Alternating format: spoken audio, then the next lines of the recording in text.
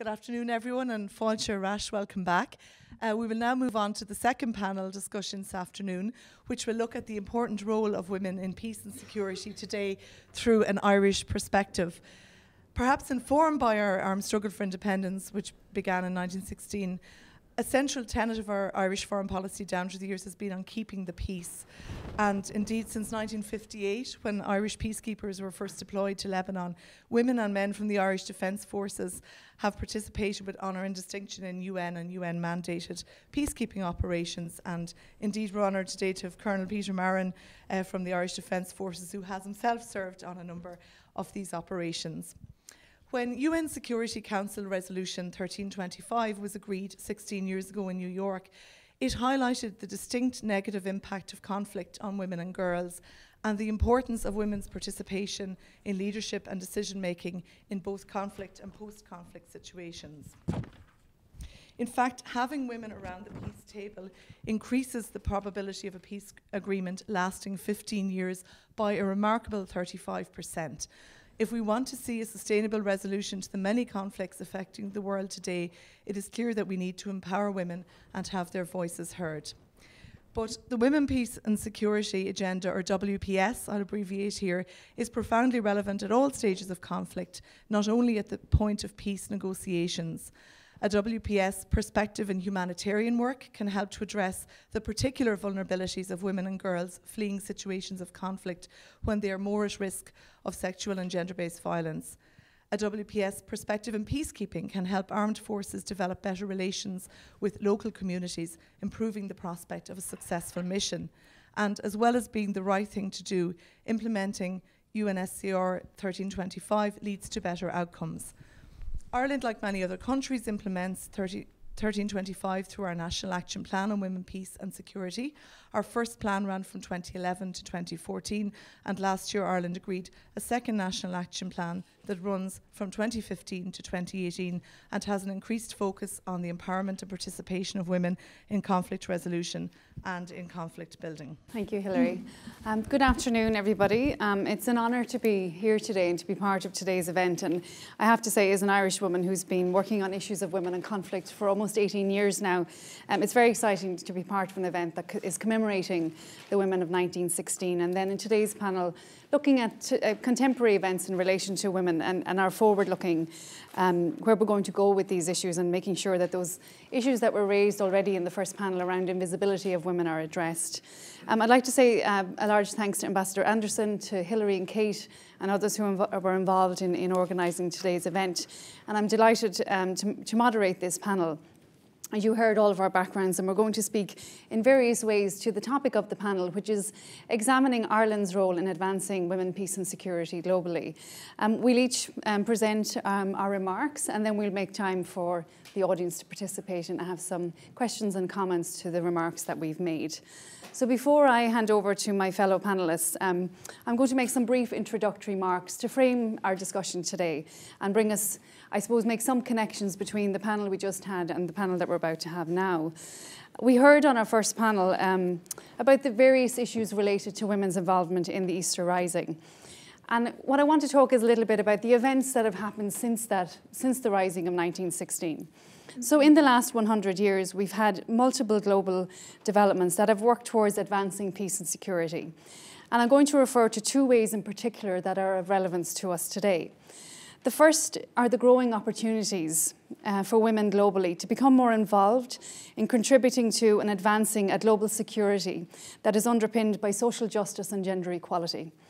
And related is the second, whereby we've seen Ireland, as it has emerged as a state that has taken an increasing role on the global stage, that has taken an approach to its foreign policy in providing a leadership on issues of peace and security that is also underpinned by gender equality. So I'll speak first about women and these global developments. In the 100 years since the Rising, we have, of course, had what was quite a pivotal moment in our history, I think, as a global community, which was the creation of the United Nations after World War II. Its function, of course, was to lead efforts to advance and secure and maintain peace and security globally. At the first meeting of the United Nations General Assembly in 1946 in London, Eleanor Roosevelt who was the first representative of the United States to the United Nations, wrote an open letter to the women of the world. On behalf of the 17 women representatives and advisors at this first assembly, she read this letter out and she stated the following. We call on the governments of the world to encourage women everywhere to take a more active part in national and international affairs, and on women who are conscious of their opportunities to come forward and share in the work of peace and reconstruction as they did in war and resistance. And so from day one with the United Nations, there was a clear call from women that the United Nations itself and its work to maintain peace and security was not only inclusive of women, but also would address the specific rights, needs and concerns of women relating to the events of conflict and its resolution. And as I note Eleanor Roosevelt's role, I just want to acknowledge Ambassador Anderson, who was the first Irish woman and Irish female representative for Ireland to the United Nations and has paved a path for many Irish women coming behind you. The progress to date and the continuing call, I would say, from women globally to overcome the exclusions that women have experienced has focused generally on two themes. And I think you've seen some of this in our previous panel, and you'll certainly see some of it in the conversations we'll hear now. The first overarching theme that women and feminist activists globally have called for is to guarantee women's right to participate and to lead in the processes of peace and security at global levels. The second has been a call for specific attention and visibility to issues that specifically affect women that have been historically overlooked. This includes issues of sexual assault of women in warfare, attention to women's specific reproductive health needs, ensuring that peace initiatives support women's specific needs and rights after conflict, including, for example, their right to a livelihood, and ensuring access to justice for the specific harms that women experience in war. To date, there have been many challenges that have faced women in trying to secure their rights and acknowledge their concerns in conflict, but there's also been much progress, which I wish to outline a little bit here. Most prominent, I would say in my estimation, is the adoption of what Hilary mentioned as the Women, Peace and Security Agenda by the United Nations Security Council. Prior to 2000, I think it's fair to say that the foremost multilateral security institution, the United Nations Security Council, paid little attention to issues of women and girls in situations of conflict and in the work of peace building that the United Nations was undertaking. That changed when many women global activists came together and lobbied the United Nations and said, it's time. It's time that the Security Council and its work paid attention to the needs and rights of women and girls in the specific arena of peace and security. And so Resolution 1325 was adopted in 2000. It has three main calls, if you like. It strives to ensure women's participation in peace processes, which, as Hilary mentioned, is so important and makes such a difference to the quality and the impact of peace processes. The second is to ensure that women are involved in conflict prevention efforts, so the work on the ground that women do to try and ensure that conflict doesn't escalate in the first place, that is recognised. And that women's rights are protected in conflict, including protecting women from issues of sexual violence and broader gender-based violence, which we'll hear more about from Kirk as he comments on the work of concern. To date, the Security Council has adopted a series of 8 resolutions on women, peace and security. And they set out a very clear agenda for governments globally to overcome some of those gaps of invisibility and exclusion that we heard about on the first panel, to ensure that women have a role to lead, to make decisions, to participate in peace and security initiatives, and that there is specific programming in response to the specific needs of women and girls. So I turn now to looking at what Ireland's role has been in these last 100 years and these developments also. Throughout this era, Ireland has developed and maintained a growing role in global efforts towards peace and security. In October this year, US Secretary of State John Kerry visited Ireland to receive the Tipperary International Peace Award. In his remarks on receipt of the award, the Secretary of State noted, and I abbreviate these here for the sake of brevity, he said that this is a challenging moment on a global basis, and very few countries step up as much as Ireland steps up. Your peacekeeping efforts and your commitment to reconciliation are legendary now. He went on to commend Ireland's critical contributions to international peacekeeping, particularly its deployment of troops to such challenging environments as Libya, Mali, Chad, and the Democratic Republic of Congo. He also noted that Ireland ranks among the top 10 countries in the world in terms of humanitarian assistance, with an investment of nearly 100 million euros this year alone in order to help refugees and programmes to protect human rights. We're going to hear from Colonel Marron on Ireland's very strong tradition in peacekeeping, and in particular on how Ireland has made a very concerted effort to ensure that gender issues, and women specifically, have been part of Ireland's peacekeeping efforts. In 1993, Ireland was one of the first international donors globally to adopt a gender equality policy to implement through its international aid and development programme, now called Irish Aid. Among the community of women activists that I work with globally, there's very much a consensus felt that Ireland is one of the key donors and has played a leading role, I would say, in the last 15 years in supporting and funding women's efforts globally to advance gender equality. For example, when I worked in Burundi in 2000, in the midst of this very intense civil war there, I worked with Concerned Worldwide, supporting a women's group who was trying to support children who were orphaned and also had become separated from their families as a result of forced displacement as a result of the conflict there. They had no food. And the UN World Food Programme, who was responsible for distributing food to those communities, had missed this population entirely. This is not uncommon in humanitarian aid because often we had inadvertently, I guess, forget that there are specific populations, such as women and girls, that need specific attention to ensure that they don't get missed in humanitarian delivery. After hearing the plight of these women and children many times, I vowed I was never going back out to that camp without food. But we didn't know what to do. We approached the Irish government, and in record time, I had the funding needed to not only bring food back out to that community, but also to engage in a programme of advocacy with the United Nations to guide them towards a programme that was inclusive of women and girls and the burden of care that they carry in times of conflict.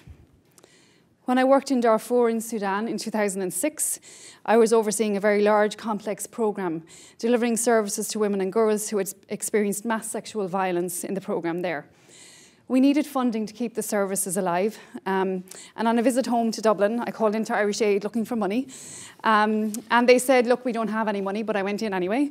I will say that when I explained to them the plight of the women and girls that I was working with, I immediately got the response and I got the money I needed.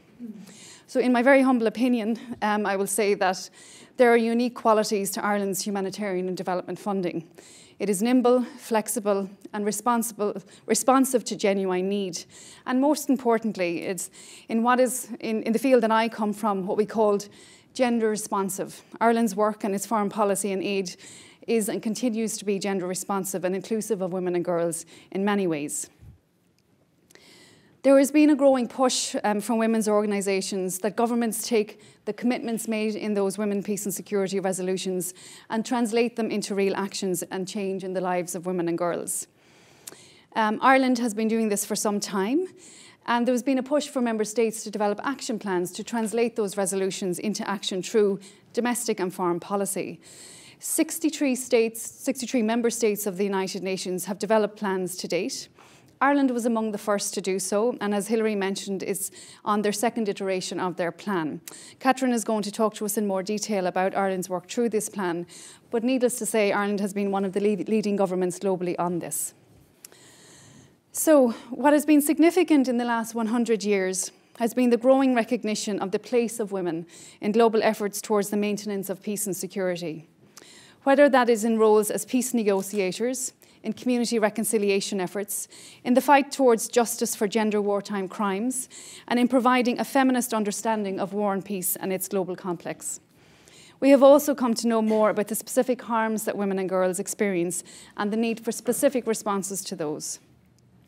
We're going to hear in more detail now what the adoption of approaches to women, peace and security has meant for differing women, for differing institutions and in different contexts globally.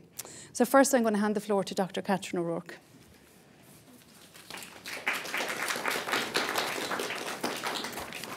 Thank you, Aisling. I want to convey my thanks to the Ambassador. I'm very pleased to be included, and thanks also to your team for facilitating my presence here.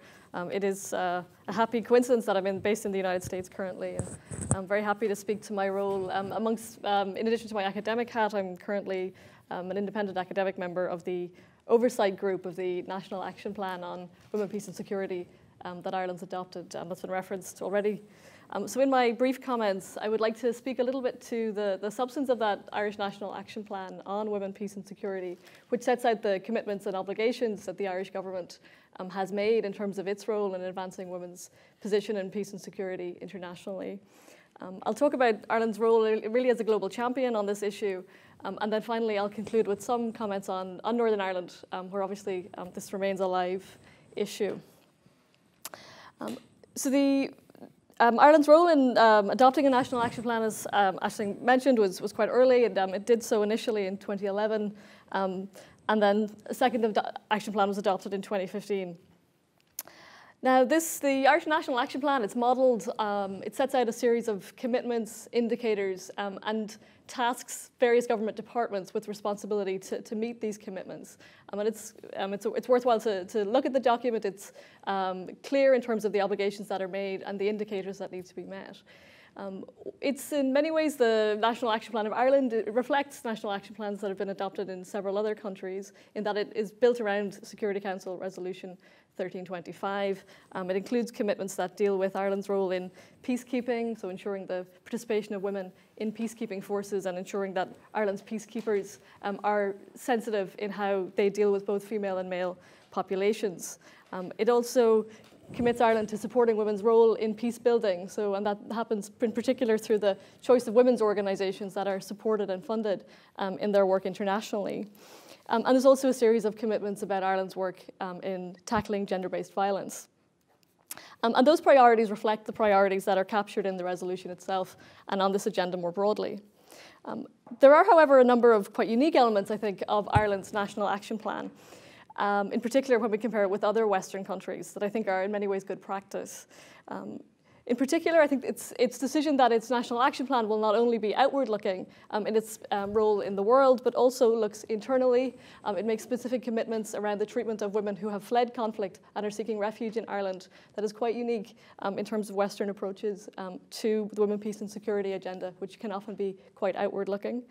And indeed, in terms of my role in the oversight group, I can say that the reception conditions for women and girls fleeing the Syrian conflict have been a real priority issue in what we have done. It's also unique in that in terms of the internal element that deals with the legacy of conflict on the island and the ongoing need to support women's participation in peace building in Northern Ireland. And that's through a number of ways, and in particular through the Reconciliation Fund. The plan is also, I think, relatively good by international terms in terms of the monitoring and evaluation that it includes. There's a clear accountability mechanism. I would respectfully contrast this perhaps with the US example, which is a little more diffuse in terms of its accountability. And there's even provision for political oversight through the Oireachtas Committee. And also quite novel in the Irish approach to this it has a specific pillar on promoting 1325 internationally. So there, Ireland commits to using its international position and its membership of intergovernmental organisations to actually promote the women, peace and security beyond its own commitments. This has really, I think, in global terms, made Ireland a champion on the issue of women, peace and security. I feel I need to say that I am an independent academic, and I have not been, that I'm very happy that I can genuinely report this activity. This is manifested, I think, in a number of key ways. So, for example, the UN recently commissioned an independent evaluation, a global study of the Women, Peace and Security agenda internationally, and that was mandated by the Security Council. And Ireland was one of the key supporters and funders of that study. It was important in raising the profile and publicity of that study. One of the main outcomes of that study was a particular fund to improve implementation of the Women, Peace and Security internationally across all member states and within the UN, called the Global Acceleration Instrument. Ireland was one of the first states to contribute to that fund, and only 7 countries have done so to date. Ireland's also quite proactive in terms of its membership of the European Union and the OSCE, the Organisation for Security and Cooperation in Europe.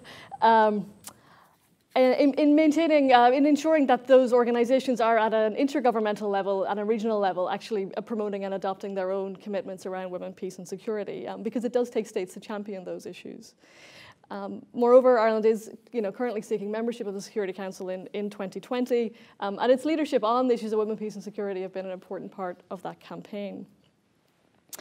And I mean, I think sort of then finally then in terms of the global champion issue, I mean, Ireland does take a lead on disarmament and non-proliferation internationally. It can do so as a neutral nation. And in particular, in recent months, the UN has started a move towards a treaty that would actually ban nuclear weapons. And I think it's often news to people that nuclear weapons are not banned by international treaty.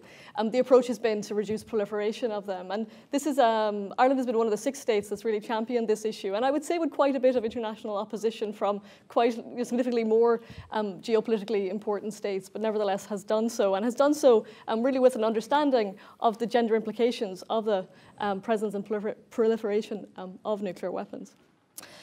So in addition to that, I think quite high-profile global role that Ireland has played, it has also sought to share the experience of conflict resolution and women's participation in peace-building from its role in Northern Ireland.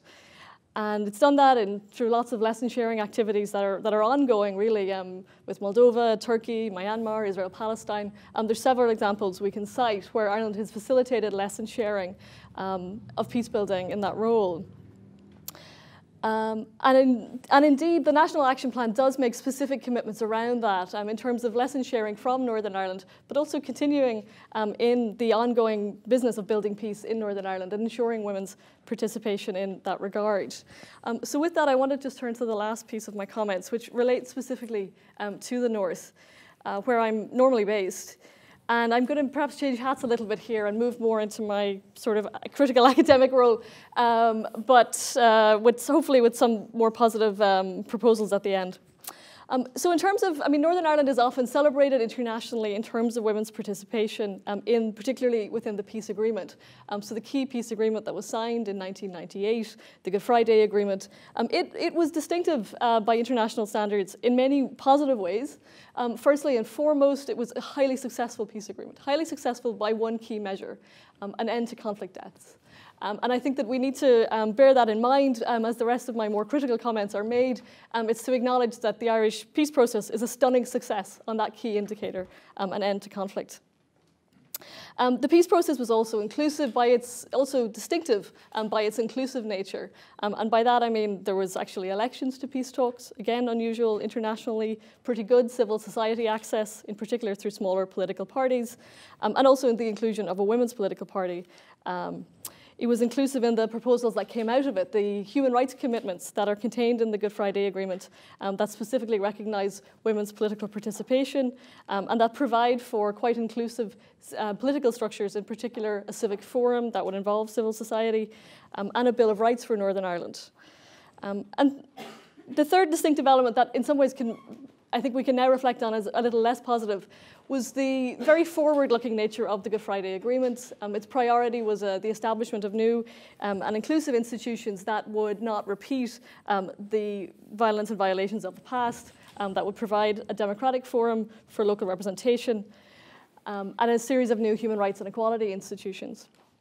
Now, while there's much to be celebrated about that, what it did mean is that we have left an undealt with part of our peace process has been issues around accountability for conflict-related human rights violations and killings that happened, and that we continue with many victims who feel unsatisfied by a peace process that continues to leave them without accountability, acknowledgement, or redress.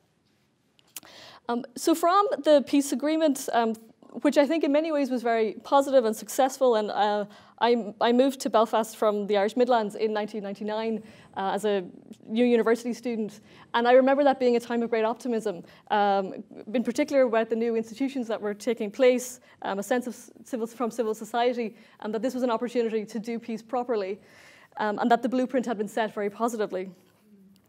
As we look at how things have unfolded, however, and I've spent most of my adult life there now, actually what we saw pretty quickly after the optimism of the Good Friday Agreement was a a process that became more inward-looking, a retrenchment in many cases of old divisions. Certainly we saw women's poor representation in the new institutions that were established, the new democratic institutions in particular, but also even more minor microaggressions of things like not appointing any women on the parade commission. The civic forum that was supposed to be a mechanism for civil society influence quickly folded due to lack of political support. And despite extensive consultation, we still don't have that Bill of Rights that was committed to in 1998. And of course, while this peace process has been so successful in terms of ending conflict deaths, we continue to have paramilitary influence in various working class communities, in particular in loyalist working class communities, and that has been experienced in particular by the intimidation of women's organisations in those areas. So in many sense, I think if you go now to Belfast, the story that you hear will be a lot less positive than the optimism of 1999, in particular from women who feel that their political influence has declined, has not been institutionalised, and in many ways is suffering direct physical threat. So how this intersects, I think, with the National Action Plan and Ireland's role in women, peace and security is that one of the formal commitments of Ireland's National Action Plan under the Empowerment and Participation pillar is to support women's role in peace building, including in Northern Ireland, and also a specific indicator that says that women's participation will be increased in post-conflict structures that deal with legacy issues, so that deal with this long-running, unsolved issue around accountability for human rights violations of the past. So the question of dealing, I'll try to hurry up here. So the question of dealing with the past, as I've said, it remains unresolved. It was not dealt with in the peace agreement. Instead, it continues to be a sort of proxy issue where divisions are fought out. 2 years ago, remarkably, we did finally get a specific agreement, the Stormont House Agreement, that would provide for new institutions that would deal with the past.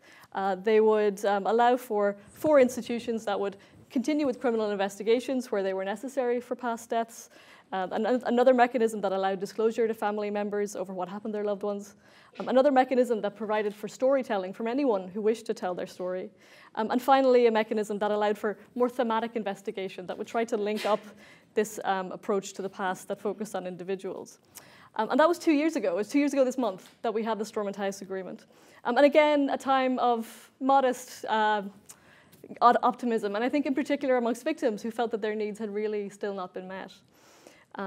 2 years on, I regret to report that we have not seen implementation of that agreement. At the time that the agreement came about, I joined with a number of colleagues in civil society to, in particular, work on advancing a gender perspective on dealing with the past. We agreed gender principles to deal with the past that would ensure, first of all, that gender would be understood as structural to that process, that the gender pattern of the fact that most of the people making the decisions about dealing with the past and most of the people doing the work of dealing with the past in terms of investigations were heavily male. And the fact that actually the surviving relatives of the people who lost their lives tended to be women, and that actually this was a structurally gendered issue and that needed to be addressed, that we needed to have a process that was sensitive to those dynamics, and that also we needed a process that looked at deaths but also beyond deaths, that looked to broader gender harms, and in particular the role of women in sustaining families and communities through the conflict. So we developed those priorities, and at the time, 2 years ago, our hope was that we would influence the process as it unfolded. 2 years later, we find ourselves lobbying for any process at all. And the Irish government has been very supportive in lots of practical ways to the work that we've attempted to do, but we are now at a point post-Brexit where this issue has fallen further and further down the list of political priorities. And it seems to me really quite a fitting place where Ireland can establish and demonstrate its commitment to gender issues and inclusion by really being a champion of an inclusive process to deal with the past that is inclusive in gender terms as well. And very finally, this is an issue that the United Nations has paid attention to, specifically this question of dealing with the past in Northern Ireland. Just last month, we had a report from the UN Special Rapporteur on truth, justice, reparations, and the guarantee of non-recurrence.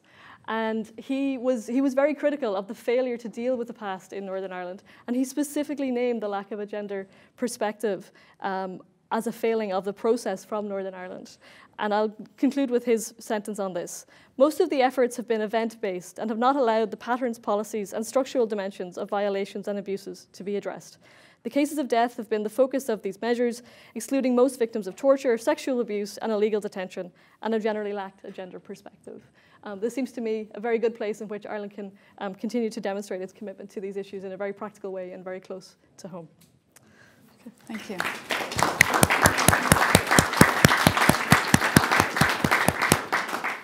Thank you, Catherine. I think a very grounding overview of the realities of places in the world like Northern Ireland where gender issues matter so acutely. I'm going to hand over now to Colonel Peter Marron to talk to us about Ireland's peacekeeping tradition. Okay, Excellency, distinguished guests, ladies and gentlemen, it's a great pleasure for me to be here today, and thank you very much for the opportunity to present the work that has been conducted in the Defence Forces in relation to women, peace and security and its agenda. The events of the past year, and particularly the 1916 ceremony commemorations, have exemplified what it means to be Irish, a coming together of all people, celebrating our uniqueness as a country, our diversity and our pride in the values on which our state was founded. The Defence Forces is founded on these very values, the ideals of respect and equal rights for all women and men. And with that, I'll put away the speaking notes. I'm here today, and I think the initial invite was for Captain Deirdre Carberry, who is an excellent rapporteur on this subject. She's well published, and she has written an excellent food for thought paper, I think Gender in the Military, which is worth reading. First and foremost, I'm not an academic. As was stated, I have through my career wandered through the issues of gender, diversity, peacekeeping, and I now find myself at the UN dealing with these issues, protection of civilians and women, peace and security at the policy level, and should be heavily involved in the new year in relation to the C-34 negotiations, which defines policy that peacekeeping operations will take into the future. I want to try and speak about two groups of things: gender in the Defence Forces and the challenges that are there, the organisational challenges, and how important it is for the Defence Forces to have women included at every level, and then take that on to gender in the United Nations in terms of peacekeeping, in terms of policy, in terms of training, and then just finish up with a few challenges that we face. The Defence Forces experience with women started in the early 80s with the first induction of women into what was then a women's corps, which was beset with problems in that it was never given a function or a target or an objective. And quite quickly, by the late 80s, it was reviewed, and it disestablished the Women's Corps and allowed women to participate fully within the Defence Forces throughout all the corps, all the services. And this was one of the first, and the Defence Forces was one of the first military organisations that gave effectively women full equality of opportunity to serve wherever they wanted and in whatever unit, and to gain whatever skill or degree that they wanted. Today we have about 6% of the Defence Forces is female, and about 12, maybe 15% of the officer corps is female. Some cadet classes would typically have 20–25% female. And our ambition is to get that up to 12% by 2020, and I think up to about 15% by 2025. And this poses great difficulties. After that review at the late 80s, the Defence Forces experience wasn't so good insofar as we developed and we had very strict regimented policies, procedures, purpose, codes of discipline and conduct. But like most organisations, those sat on shelves and gathered dust, and they weren't living documents, nor were they used on a daily basis. And it became quite apparent that we weren't responsive as an organisation, and there was growing concerns of harassment, sexual harassment and bullying within the organisation, which affected the dignity, it affected the operational output, it affected everything within the organisation. And then around the early 2000s, we started to take action and developed action plans, which were more initially revolutionary and then evolutionary in purpose in order to deal with it and take how we respond to women in the organisation onto a new level. The review focused on major areas: education, prevention, protection, and participation. And these are all concepts which now underpin similar women, peace and security agendas. It involved a process of going back through what we do, how we do it, with a gender perspective, and looking at it with a gender eye. And examples of this would be the barriers towards entry, where we had fitness tests for people coming into an organisation. And we quickly found that they were too high, particularly for women who would be in the 18, 19, 20-year-old bracket, who would not be as fit as their male counterparts at that age. And we just lowered them, and we had differentiating standards for male and female. And there seemed to be a bit of outcry about this, but it's to reflect the physiology differences between men and women. And we decided at that stage that fitness wasn't, that there had to be a minimum level, but that it was a purpose of when you were recruited, then you would go on the training. And the training would provide you with the fitness, with the resilience, the robustness to be a combat soldier. And that's what we talk about, looking at organisations from the gender eye, seeing what elements are there, reviewing, do they pose a barrier for women, and then trying to adjust them. And all of that has followed on through courses, through deployments at home and abroad, and through all our promotion instruments. It is important to distinguish, and in terms of looking at gender, between the gender perspective and conduct and discipline. Conduct and discipline is separate, it's strictly regimented. It codifies behaviour, it's reactionary, and it's disciplinary in nature. And gender and bringing a gender perspective to a mission is totally different from applying codes of conduct to a mission. In mission terms, gender perspective, it begins to understand society and society needs. It supports operational planning.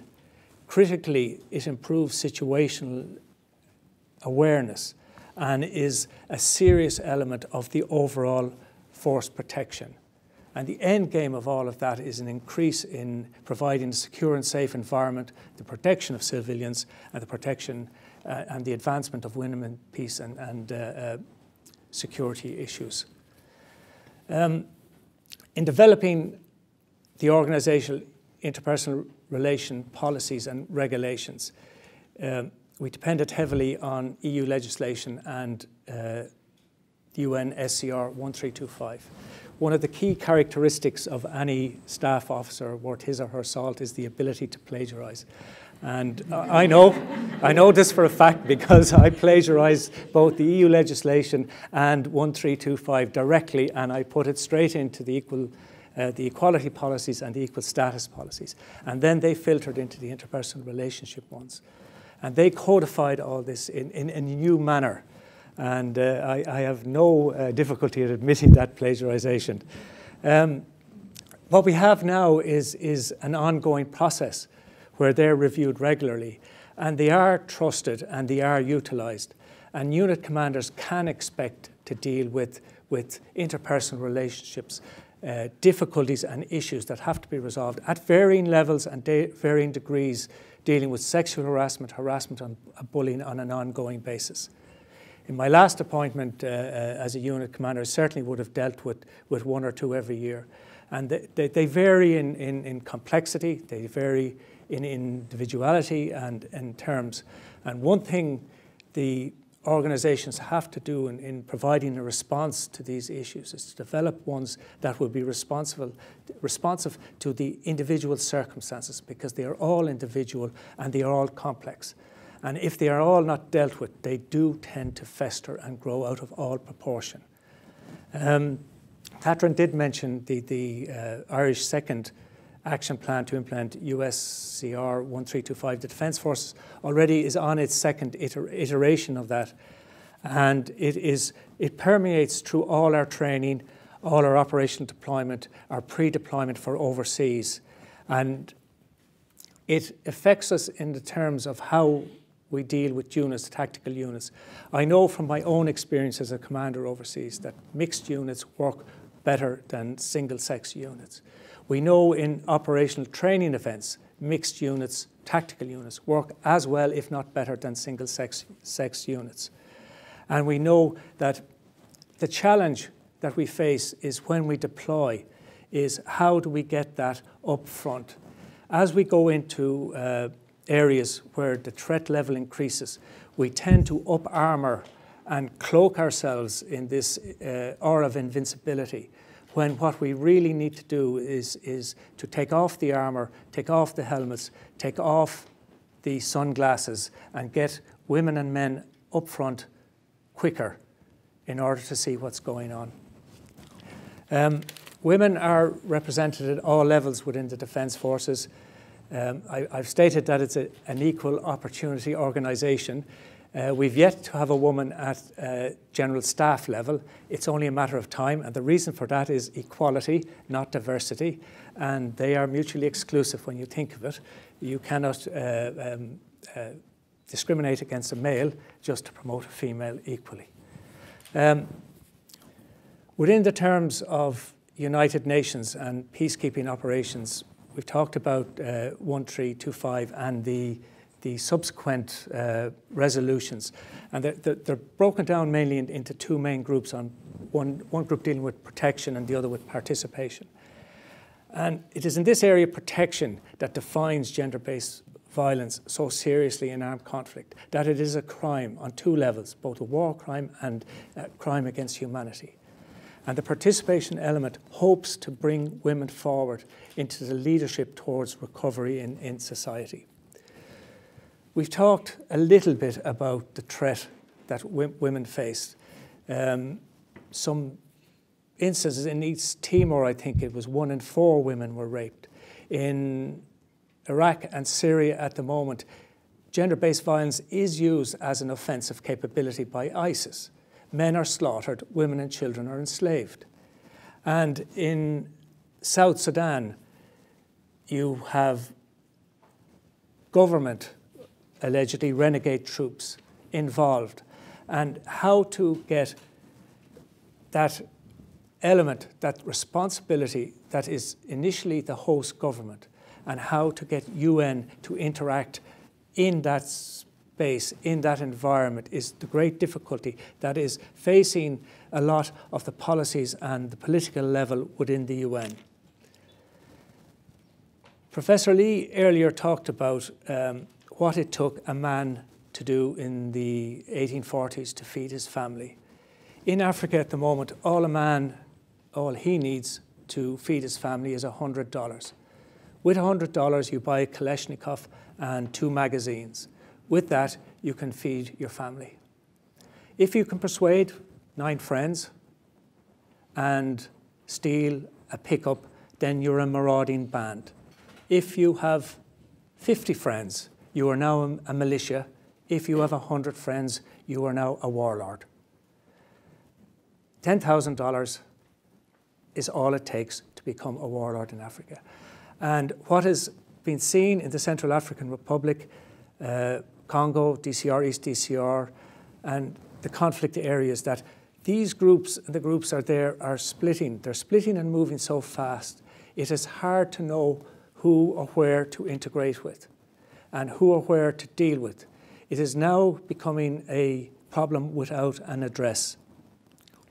With $10,000, you can get a family of 4 to Europe. But there isn't any studies yet on what would happen if you gave a woman $100 in Africa and provided a safe and secure environment for her to work in.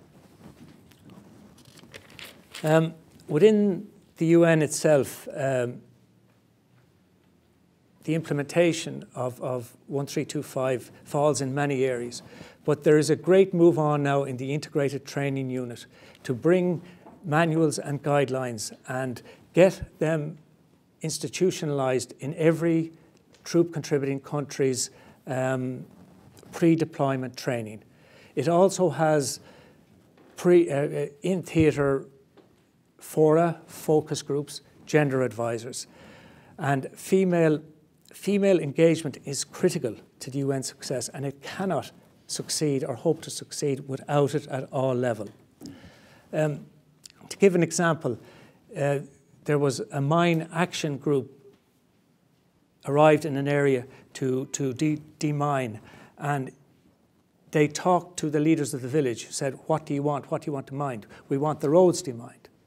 And within 2 months, they noticed the statistics for mine injuries hadn't decreased, they had increased. And they went back and they looked at it. And they looked at it then from a gender perspective. They hadn't asked the women what the women want demined. And what the women wanted demined were the fields and the water wells. That's where they sustained the family. That's where the gender perspective comes in towards recovery and towards self-sustainment. And without it, the UN can't hope to succeed. We can have demined roads, but we may not have society. In the UN, give or take, I think in peacekeeping operations, there's 3% females. In police units, there are about 10%. The largest troop contributing countries have the smallest amount of female participation in their units. 3, I think, or 4 of the biggest troop contributing countries provide 60% of the peacekeeping personnel or the boots on the ground, and their percentage of females in their militaries is quite low. You will be happy to note, however, though yesterday I nominated Garda Síochána for duty in Cyprus, and 40% of them were female.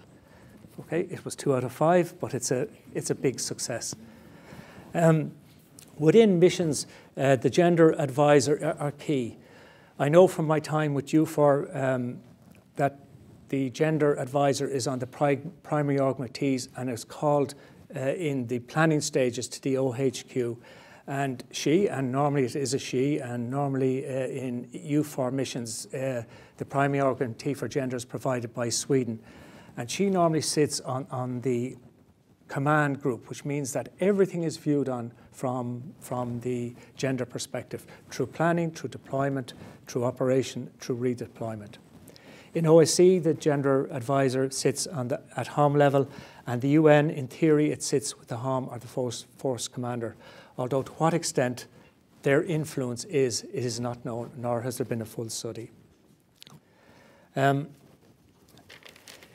It is critical for the UN to start now to get the implementation of capstone doctrine through policy towards implementation on the ground in missions. And this is one of the challenges that faces them. I'll wrap up by just looking at the challenges.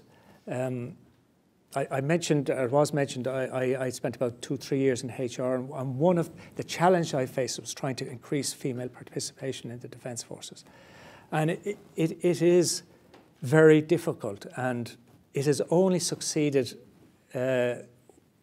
in countries where there is conscription. And that's the only way you will increase female participation to the 50-50 level. Israel might be the exception to that. But in my review of a lot of countries, if you see countries have advanced female participation to 25%, I check the statistics again, because I don't think there's anybody who really has deployed females at the operational level above 10% at this stage. And that is the difficulty. How do we attract women into defence organisations? It's a problem in Irish society no more than it's a problem to attract men into teaching posts within the Department of Education. But even though we've gone on specific recruitment campaigns to target females and women, I can only imagine what it would be like in the larger troop contributing countries, how they're going to deal with provisioning for women, because it does have its own difficulties, it does have its own problems. But those problems only exist at the planning and the logistic level. They don't exist at any other level. And any problem that has been encountered, a solution has been found to it, and one that is simple and one that works. The second problem is how to maintain gender focus within an organisation. And typically militaries will have a higher turnover, up to 10% per annum. And how do you maintain that going forward? How do you educate and aware and make gender mainstream and gender education exciting and applicable to everybody. Within the UN, I've spoke about the percentages. I've spoke about how it's going to be very difficult for the larger troop contributing forces to provide women, and how the UN is going to react and adapt to that and encourage those troop contributing countries to do so. How they're going to deliver and evaluate, which is as important as delivering training, gender training and gender-based violence training at pre-deployment stage, and how that's going to continue on into the mission, and how they're going to monitor, assess, evaluate and monitor the effect of the gender perspective within missions. All organisations are challenged by this. All organisations, not only militaries, but it's one of the challenges on which we will be judged. Did we plan for it? Did we learn from the experiences that we heard about of women trying to get into the GPO? Are we capable of developing those lessons identified into lessons learned? Are we going to provide missions with the capability? Are we going to provide them with the mandates?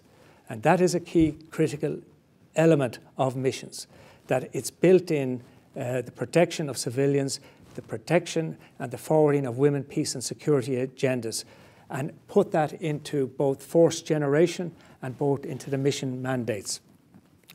And finally, how to ensure that women are included at all levels in militaries and their participation is increased at peacekeeping operations. Great. I'll leave it off there. Thank you, Peter.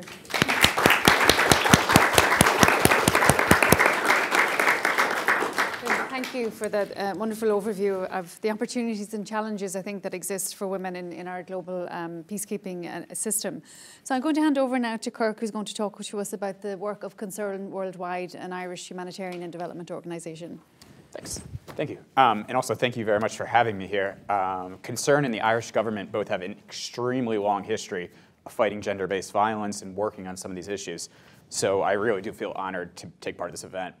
And as we kind of alluded to, as the last speaker, I think what a lot of the things I'm going to do is kind of try to bring this back down to the country level, talk about some of these things, what this means at the country level. What is gender-based violence? What is conflict? How does that get down to the actual people that it's affecting in some of these conflicts that we're talking about? Afghanistan, Lebanon, Syria, CAR, all those ones that we talked about. So I'll take about 10 minutes for that, and then we'll jump right into questions and answers. Is that, yeah? Grand. Okay. Before I do that, I was told beforehand that there might be a few people in here who don't know what Concern is. Anyone? No? Don't be shy. There we go. Yeah, definitely. My own mother doesn't really know the organization, so don't feel bad. So it's an Irish-based NGO, or it's a non-government organization, which was founded in 1968 in response to the famine in Biafra, which is current-day Nigeria. I was going to quiz you on that, but I thought I'd be nice. And that famine actually definitely had a gender violence and conflict lens to it. So from the very outset of Concern's founding, there was an aspect of gender-based violence and conflict in its work. And currently, Concern is operational in 27 of the world's poorest countries, working on a range of programs from water and sanitation to health to food, and we do a lot of nutrition work. We work with a lot of children under 5 who have nutritional needs. And Concern throughout its work focuses on the poorest, most vulnerable countries and the poorest, most vulnerable people within those countries. And all too often, that often means women and girls. Now, I personally started with Concern back in 2008 in Afghanistan and have had the honor of seeing over 20 of our country programs. And as I was thinking about this panel discussion, and I was trying to narrow it down a little and think about what I wanted to talk about, the thing that struck me is within those 20 countries and all those experiences, every single one of them had a gender component and a gender-based violence component. It didn't matter if we were talking about an agriculture program in Malawi or a Syrian refugee program in Turkey. Every single one of them had some aspect of it that had to deal with gender and gender-based violence. My very first posting in Afghanistan, and the very first project I worked on, which was coincidentally funded by Irish Aid, so that's a good plug there, was working on something we call women's self-help groups. And what this did is, in Afghanistan, all too often, many of the women aren't allowed to leave their homes, without relatives or accompaniment. And this founded small groups of women in neighborhoods that would come together, once, twice a week to talk about their problems, how they could address them, to form community. And then it would go from there. Sometimes there'd be literacy components of it. Sometimes there'd be income-generating activities. But a lot of the times what we were seeing was these groups would come together and talk about things like gender-based violence. And one of the stories that sticks with me from that time there, even though it was 8 years ago now, was one of these women's groups. We were doing kind of some monitoring and evaluation afterwards, where we had them together, and we would do this in the local mosques because that was where everyone kind of felt safe and they could talk. And this woman told me, and she was like, my daughter, who was about 6 years old, her appendix was rupturing. They knew it was rupturing. The local kind of midwife could feel it and tell that it was rupturing. And she was going to die if she didn't get to the doctor. Everyone knows that appendicitis is treatable, but if you don't treat it, your appendix ruptures, you go into shock and you can die. And the woman's husband was like, no way. The doctor's in the town, one town over. It's a male doctor. There's no way I'm letting you do this. This is my daughter. Her honor will be, wrecked. She won't be able to be married, all these other things. And the woman called up her self-help group, like the leader of the group, and was obviously distraught. And the self-help group came together and they talked to real quickly, we're talking, instantaneously, they talked to the local religious leaders. And the local religious leader, the imam, went over there and was like, I will go with you, to this town. I will make sure that nothing happens. I will do all these things.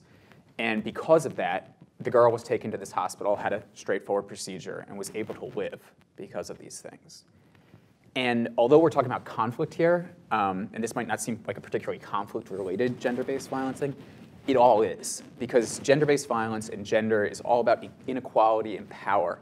And although there's gender-based violence in every country around the world, there's gender-based violence happening right now in Washington, D.C., when you're in a conflict setting, it magnifies it by 100. And that's why we really have to focus on it in these settings and make sure it's at the core of our programming and the core of what we do.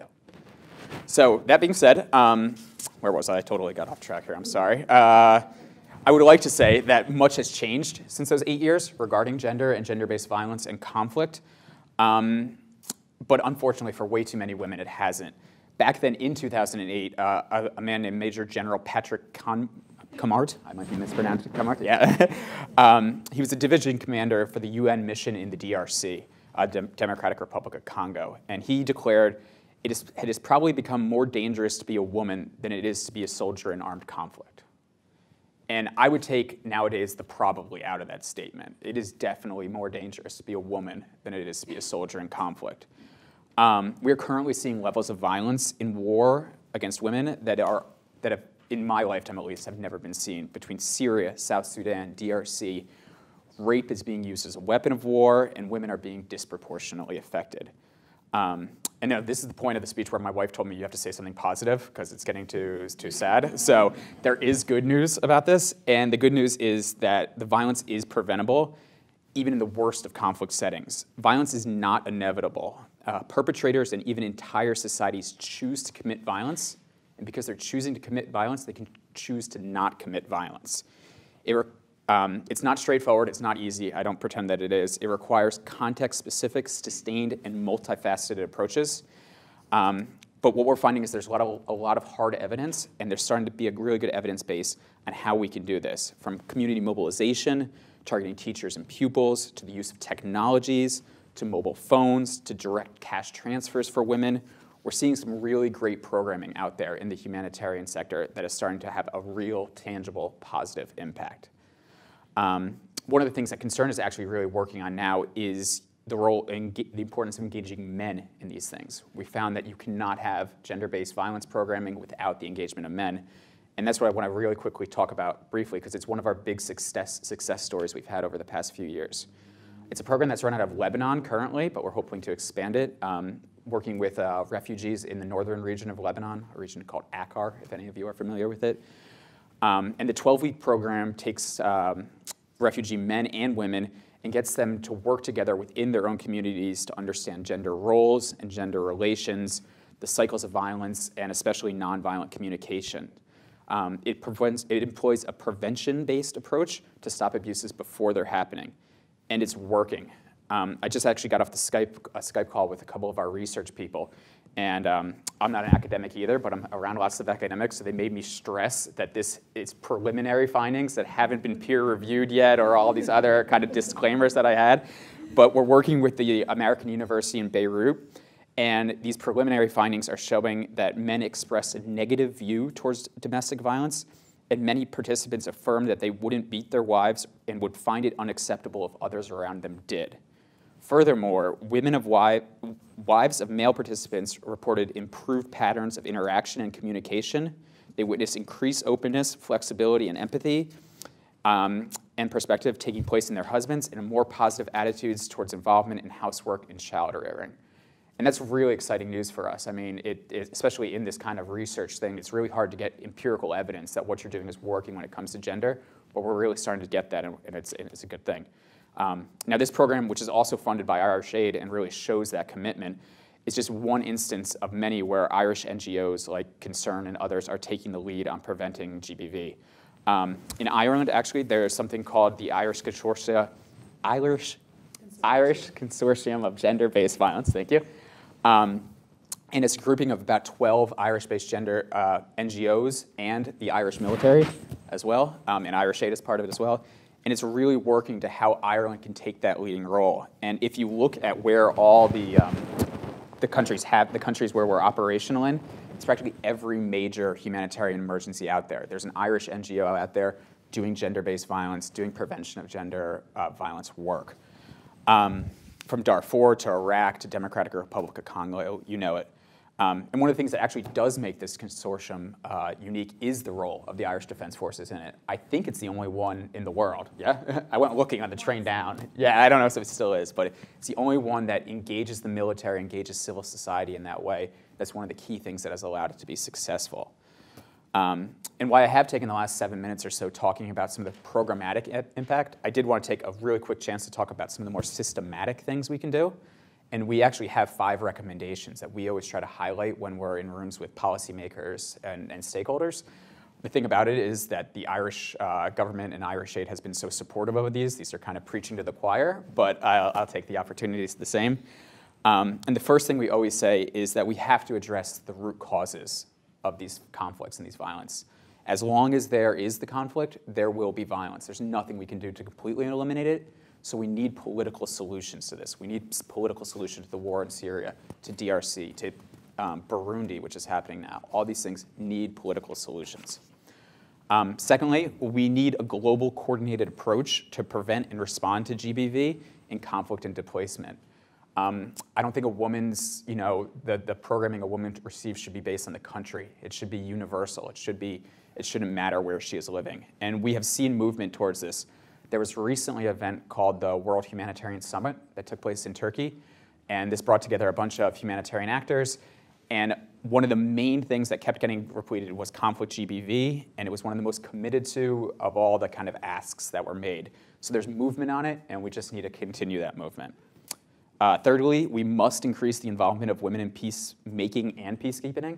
As my colleague mentioned, only 3% of peacekeepers currently are women, and that needs to change. More so, one of the stats I read of a recent study is only 4% of signatories of peace treaties are women, and that needs to change as well. So we need to work for that. We need to keep moving towards those things until it gets better.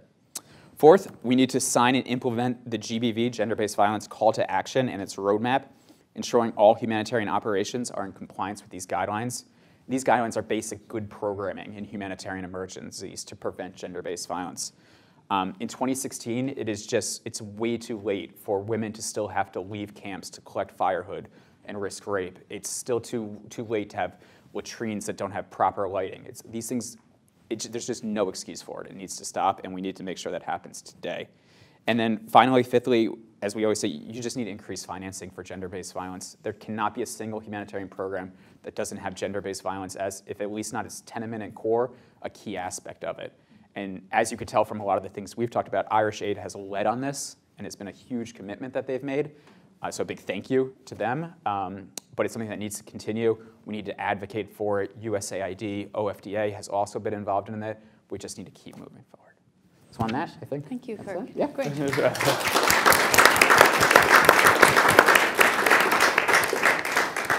you. Again, I think a very sobering picture of the reality of women and girls' lives around the world, but also some practical recommendations, so thank you. So I hope, as you've all been as convinced as I have, even though of course I am already, about the need to look at gender issues in the global peace and security arena. So given that we are quite tight on time, I think I'll open up the floor to see if anyone here would like to contribute and make comments, ask questions of the panel, make any observations of any commonalities you see between the first panel and this panel now, and observations you have. So I'll ask you to maybe just introduce yourself as you do make your comment. My name is Jackie. My question is, can you talk a little bit about the incidence of sexual assault in the armed forces at home? And also, I have a second question with regard to the policy of the Irish government and NGOs with regard to war-torn countries, and specifically where rape is used as a tool of warfare. What's the policy of the Irish government and the NGOs with regard to a woman's right to choose? That if a woman has a right to choose, that's perhaps empowering the women and allowing them to protect themselves, and hence you're providing security to them. Thank you. Is there any more questions? We might take 2 or 3 together so we can get a response from the panel together. Anyone else wish to comment? We have another question here. Sure. That's okay. Just given time, I think we'll take the questions together. So please do go ahead and the panel can collectively respond.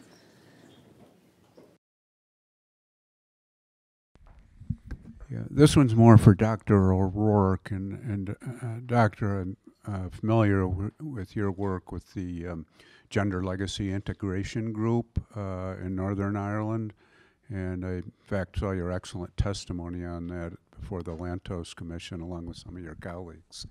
And certainly you provided a lot of education for me and others I know on those issues.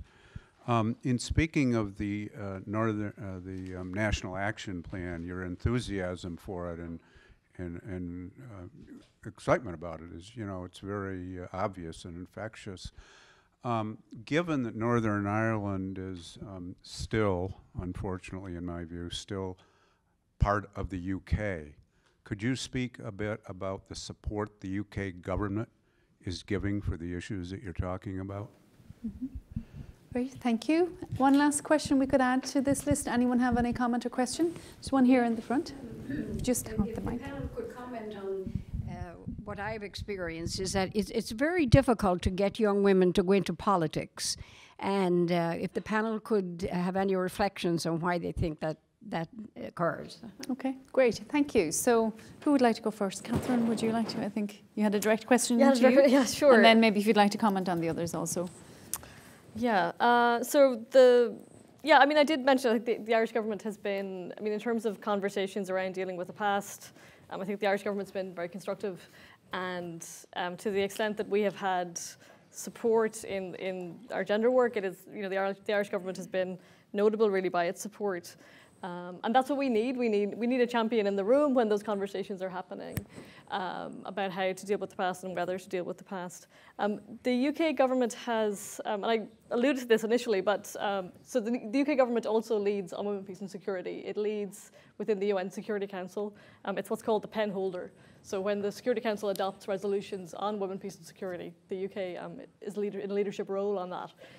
The UK, however, views its responsibilities in this area as outward-looking. So it's in terms of its peacekeeping role internationally, its aid role internationally. And the National Action Plan for the UK doesn't reference Northern Ireland, so unlike the Irish one. And that has, I think, created quite a sort of policy gap in terms of, and a responsibility gap. So I find that when I do some work for DFID, and when I talk to them, they always are surprised to know that they don't have any national commitments that deal with the North on this issue. So it's been much more difficult, I think, for us to find leverage in terms of influencing British policymakers on this issue. And until it's a priority for, not only the Irish government, but until it's a priority for the political parties in the North, it will be difficult, I think, to get the support from the British government that will be useful. Now there is talk, I understand, the British government is adopting a new national action plan and has committed to having that be a more inward-looking document. So hopefully there will be potential there for an improved role. I think in many ways it's an obvious issue, it's an obvious area of I think, you know, a disappointing kind of inconsistency around the UK's role on this, and would be an area for improvement. I think I'll leave it there. That's okay. Yeah. Great. Peter, would you like to respond? Yeah. I don't get the context of the question, but I just talk broadly about sexual harassment. It's a crime, you know, first and foremost, that's it. And it's either dealt with within the disciplinary procedures or it's dealt with within the national legislation at home, and it's reported to the Garda Síochána. I know from my own perspective, I had a colleague, a female colleague, who was a victim of a sexual assault, and the perpetrator was court-martialed and dealt with under military law, and that happened in the last 9 months. No more than any organisation of 10,000 people, you have people who will perpetrate such crimes. And it's a matter of where they're detected then that they're dealt with quickly and properly, either in civil law or in military law. But there is no tolerance for sexual harassment or bullying. It's inappropriate behaviour. That's it, done and dusted. We deal with it as we find it, as quickly as we can. But do you have any idea of any statistics? You have me there, and I'd have to refer to the annual report, the Defence Forces annual report. There are normative statistics there. There are statistics on inappropriate behaviour. There are statistics on our complaints process. But I couldn't specifically give you a definitive answer. I could find out how many were dealt with through military law in the last year or the last 5 years. That's there. It's open information. Great. Would you like to add anything, Kirk? I have no idea if Concern has a policy on right to choose or anything, in all honesty. I know regarding some of the first part of that question, there's something in terms of actual NGOs and people taking steps to protect people themselves. We have extensive work in that regard, though. We have something called a Program Participant Protection Policy, the 4 Ps, if you want, because we like acronyms in the NGO world. And it's an extensive layout of how program participants and staff are protected, mechanisms that each country and each project must go to ensure this. Every single one of our project proposals gets vetted through a gender advisor.